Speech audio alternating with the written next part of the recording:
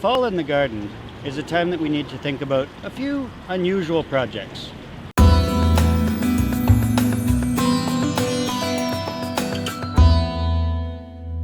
These are canna lilies, and canna lilies give a really rich tropical texture to the garden. They have large tubers, like a bulb, that live under the soil.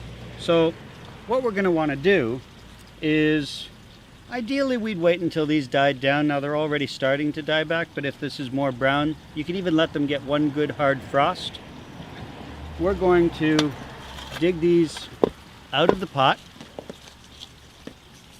and we're not really too concerned about the roots of the plant, but we certainly want to protect the tubers. Sanitation is the best way to stop disease. So you want to clean off, at the very least, clean off all the bits and pieces. So you clean off most of that extra soil, and that there, believe it or not, is what you want to save for next year's growth.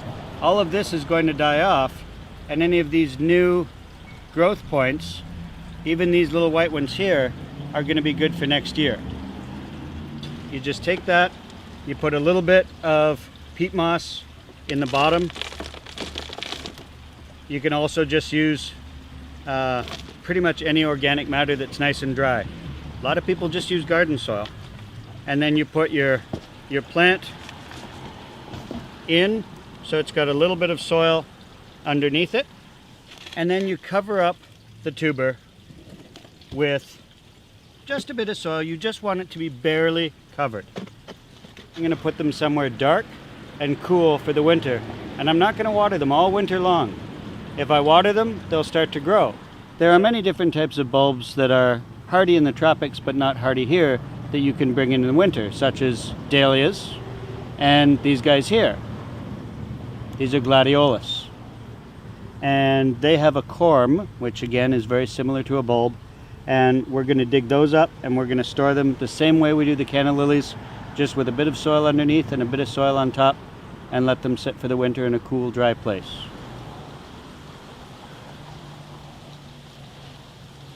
Oh hey, we've got kale seeds. Another great fall project.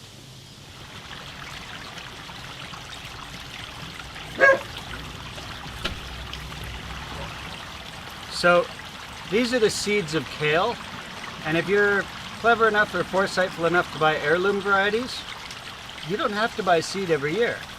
You can just rip some of these seeds off